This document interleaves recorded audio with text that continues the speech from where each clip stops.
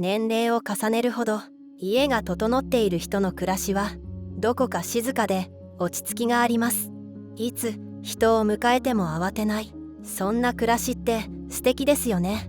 どうしてあの人の家は心地よく感じるんだろう。今日はそんな人たちに共通する家をきれいに保つ秘密を紐解いていきましょう。先に答えを言うと、特別なお金も道具も必要ありません。家がきれいな人には共通してしないことが3つあります。それは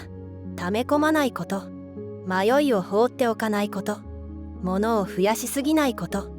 今日はこの3つを毎日の暮らしの7つの場面でお話ししていきます。これから起きる嬉しい変化を少しだけお話しすると、1つ目の溜め込まないができると、朝部屋を見た瞬間の気持ちが軽くなって一日を気持ちよく始められます。2つ目の迷いを放っておかないが身につくと、探し物や後回しが減って暮らしが軽くなっていきます。3つ目の物を増やしすぎないが腑に落ちると、いつか使うで残しがちなものが減って焦りにも振り回されなくなります。週末まとめて片付けるのがしんどい、捨てなきゃと思うだけで気が重い、そんな日でも大丈夫です。この動画を最後まで見ていただけたら、片付けることが気持ちまで整える時間に変わって、いつでもどうぞと迎えられる家を少しずつ作っていけます。忙しい日でも体力に自信がなくても小さく始められることばかりです。暮らしの変化を実感できるまでの目安は、早い方で3日、ゆっくりでも1ヶ月。あなたの毎日が静かにでも確かに整っていくきっかけになれば嬉しいです。1つ目の溜め込まない習慣は、何かのついでにその場でこまめに戻すことです。気づくとテーブルの上に物が溜まっていることありませんか？実は家が整っている人ほど片付けを頑張る時間にしていません。散らかりや汚れが小さいうちに手をつけるので楽に続けられるんです。これはついで掃除と呼ぶと分かりやすいかもしれません。例えばお茶のお湯を沸かす間にレンジ周りを軽く拭く、テレビを見ながら手の届く範囲のものを片付ける、お風呂の最後にシャワーで壁や床をさっと流す、何かのついでにその場でこまめに戻す。わざわざ掃除の時間を取るのではなく、日常の流れの中に自然に組み込むことなんです。このやり方のいいところは、掃除をしているという重たさがあまりないことです。気づくといつも家が整っている、そんな感覚に近いんです。以前飲食店で長く働いていた方がこんな風に話してくれました。汚れは育つ前に拭いた方が楽、大きくなってからでは余計にしんどいでしょうと。汚れは育つ前に、この言葉が私はとても印象に残りました。汚れも散らかりも小さいうちに手をつければ後で大変になりにくい。腰をかがめてゴシゴシとこする前にさっと拭くだけで済むから後が楽なんです。散らかりも同じです。山になってから片付けるのは大変ですが、小さいうちなら力も時間もあまりいりません。貯めてから頑張るより小さいうちに戻しておく、それが疲れずに整った家を保つための優しい知恵なんです。もちろん疲れている日や気持ちに余裕がない日もあります。毎回その場でできなくても、夜寝る前の10分だけ家のパトロールのつもりで目につくものを元に戻すだけでも十分です。リビングに出ている新聞や雑誌、メガネやリモコンを元の場所に、夜のニュースを見終わって立つついでにテーブルの上だけ片付ける、そんな感覚です。シンクにあるお皿だけは洗っておく、玄関の靴を揃えておく、たったそれだけでも翌朝の家の印象は随分変わります。今夜一つだけ戻すとしたら、コップ、シンク、玄関の靴、どこから始めてみますか？夜のリセット時間はゆっくり家と会話を楽しむように、心も静かに整える時間です。明日の準備ができた、そんな安心感のまま眠りにつきやすくなります。それは翌朝の自分への小さな贈り物なんです。2つ目の溜め込まない習慣は、家中全部を整えようとしないことです。家が整っている人ほど意外と全部はやっていません。その代わり、ここだけはいつもきれいにしておく、そう決めた場所があります。それが玄関、リビングのテーブル、そして台所のシンク周りです。この3箇所だけでもすっきりしていると、ちゃんと暮らせているという安心感がぐっと増えていくんです。まずは玄関。玄関は家の顔とも言われますよね。ここが片付いていると、靴が揃っているだけでもさっと履いて出かけられますし、帰宅した時もただいまと同時に靴を揃えるだけで気持ちがほっと落ち着きます。2つ目はリビングのテーブルです。ここは家族が集まったりくつろいだり、家の中心のような場所。平らな面が広い分、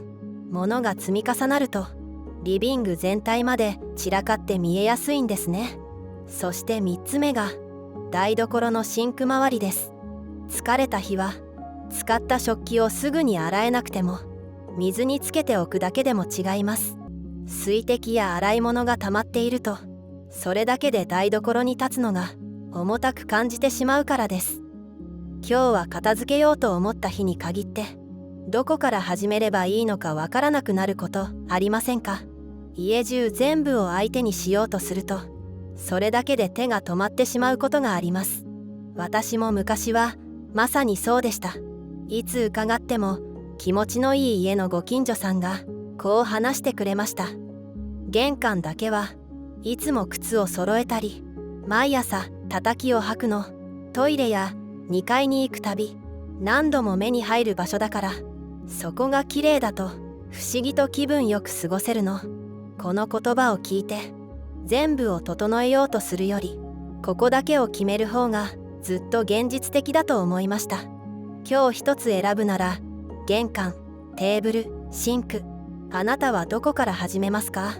長い時間も体力もいりません。ここだけは整える場所があれば、玄関に入った時も台所に立った時も気持ちの重たさは少しずつ減っていくんです。3つ目の迷いを放置しない習慣は、物の住所を決めておくことです。そんなに散らかっていないのに探し物が続いていませんか？気持ちをじわじわ削るのは、大きな散らかりより、あれどこ行ったかなの小さなモヤモヤかもしれません。家が片付いている人は探し物に時間を使いません。その理由は、帰る場所が決まっているからです。これができると、探し物が減るだけでなく、使った後にどこへ戻すか迷うこともないんです。以前、片付け上手な友人がこんな風に教えてくれました。物にも住所が必要なのよ。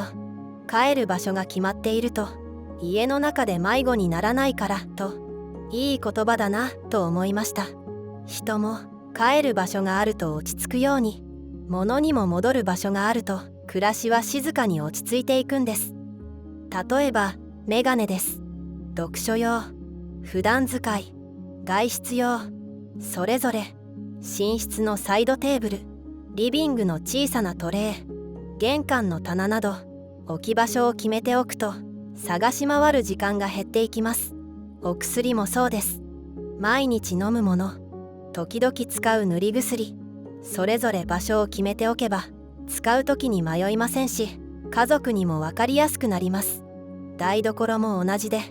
よく使う調味料を手の届く場所にまとめておくと、料理中の手間が減って楽になります。家はいつでも自分にとって一番快適で優しく迎えてくれる場所でありたいですよね。最初は全部のものに定位置を決めるなんてちょっと面倒かも、そう感じるかもしれません。でも物の住所を決めておくことは、ただ片付けを楽にするだけではなく、家族と同じルールを共有しやすくなります。家の中で迷子になりやすいもの、一つや二つ思い浮かびませんか？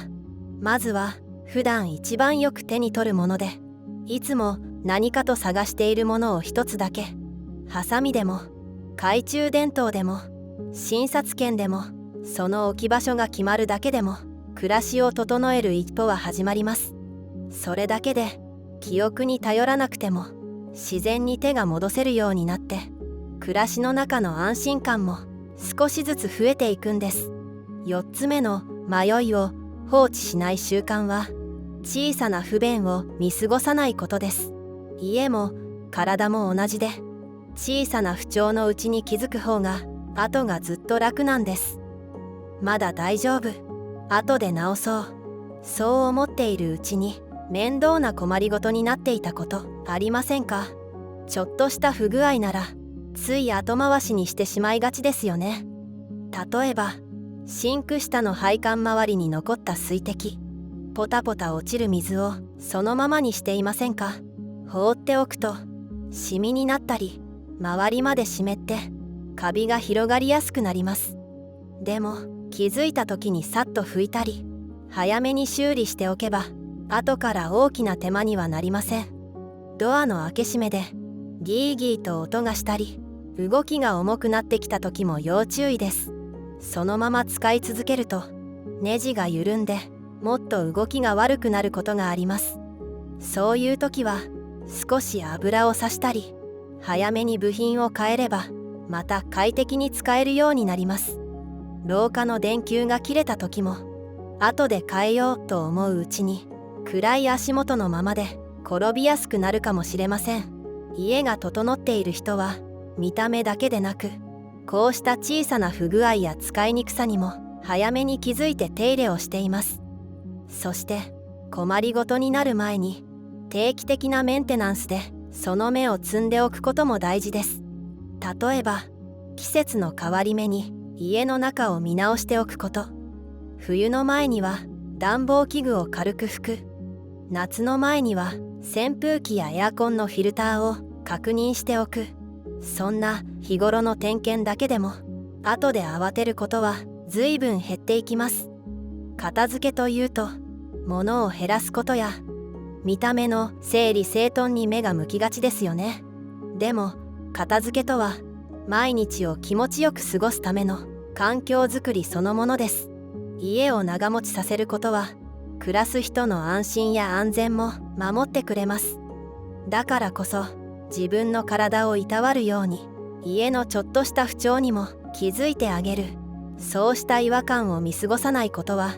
家を守ることでもあり、自分の気持ちを守ることでもあるんです。5つ目のものを増やしすぎない習慣は、1つ入れたら1つ手放すことです。服、雑誌、調理道具、いつか使うと残したまま気づけば増えていたこと、きっと誰にでもあると思います。物が少ないと掃除も管理も随分楽になります。でもこれはただ我慢して買わないとか、闇雲に減らして暮らしを寂しくする話ではありません。暮らしを重ねる中で本当に必要なものとそうでないものの違いが少しずつ見えてきます。その中でいつか使うかもしれないと取っておいたものの多くが実はほとんど出番がなかった。そんな経験があるからこそ今の暮らしに合うものを選ぶ力も育っていくんです。だからこそ一つ入れたら一つ手放すことが無理なく暮らしを守る知恵になっていくんです。例えば新しい服を1枚入れたらクローゼットの中を1枚見直す。新しい雑誌を買ったら読み終えたものを1冊外に出す。キッチン用品なら今あまり使っていない道具を一つ手放してみる。増やさない工夫は我慢ではなく暮らしを軽くするための工夫なんです。そして何より本当に大切なものが見えやすくなります。朝クローゼットを開けた時に何を着ようと迷う時間も少しずつ減っていくんですね。手放すというのは思い出までなくすことではありません。本当に大切なものを際立たせることなんです。家の中のものが落ち着くと朝目に入る景色も和らいで、一日の始まり方まで優しくなっていきます。実は朝一番の景色が整っているだけで、その日一日の気分は思っている以上に違ってくるんです。6つ目は朝5分の整え時間を持つことです。朝のたった5分で何が変わるのと思うかもしれません。朝はただでさえ慌ただしくて片付けまで手が回らない日もありますよね。でも5分だけならできそうな気がしませんか？例えばベッドを軽く整える、シーツを伸ばして枕を直す、窓を少し開けて朝の空気を入れ替える、顔を洗った後は洗面台の水滴をさっと一拭き、朝食の後はテーブルを軽く一拭き。そんな短い一手間でも朝のうちに使ったら戻す流れができます。朝の5分はその日を気持ちよく始めるための一呼吸の時間です。不思議なのはその効果が朝だけで終わらないこと。朝のうちに少しでも片付けておくと、疲れて帰ってきた時家の景色が優しく映るんです。流しに洗い物が山のように残っていない、テーブルの上もすっきりしている。それだけで朝の自分が助けてくれたんだなと思える。そうした日々の安心の積み重ねが暮らしを少しずつ楽にして気持ちまで整えてくれるんです。そして最後に、片付けを面倒な家事ではなく、自分をいたわりながら家を心地よく保つためのコツがあります。家族の協力だけでもなく、物を買い足して癒されることでもなく、私たちの暮らしをそっと助けてくれるものがあります。それは昔の知恵と自然の力を味方にすることです。風や光、季節の匂い、レモン汁で鏡を拭いたり、お茶殻で畳を整えたり、そんな昔からの知恵も暮らしを優しく整えてくれるんですよね。毎日を丁寧に暮らす人は化学製品に頼りすぎず、自然の力を上手に取り入れています。まずは換気の大切さです。毎日少し窓を開けて空気を入れ替えること。朝の新鮮な空気や夕方の柔らかい風を通すだけで部屋の雰囲気は随分変わります。晴れた日に布団や枕を干してお日様の光に当てること。クローゼットを開けて風を通しておくこと。そんなことも立派な整え方の一つなんです。自然と調和して暮らすことは家を心地よくするだけでなく、自分自身を健やかに保つことにもつながるのだと思います。植物も暮らしの心強い味方です。育てやすい観葉植物を一つ置くだけでも部屋の印象は柔らかくなります。成長していく様子を見ながら水やりをする時間も毎日のちょっとした癒しになりますよね。台所の窓辺にバジルやミントのハーブを置くのも素敵です。お料理に使えるだけでなく、香りがあることで家の空気まで爽やかになります。お掃除にも自然の力は活かせます。重曹やお酢を使って水回りの汚れを優しく落としたり、昔からあるこうした知恵はお金をかけすぎなくても家をすっきり保ってくれます。家を整えるというと、物を減らしたり買い揃えたり磨いたりを思い浮かべるかもしれません。でも立派な道具がなくても家はもっと心地よくできます。少し戻すこと、少し減らすこと、少し風を通すこと。大切なのは今の暮らしを優しく見直しながら気持ちよく過ごせる場所にしていくことです。年齢を重ねることはできないことが増えることではなく、自分にとって心地よい形を選び取っていくことなのかもしれません。今日もご一緒くださりありがとうございました。あなたの暮らしがこれからも優しく続いていきますように。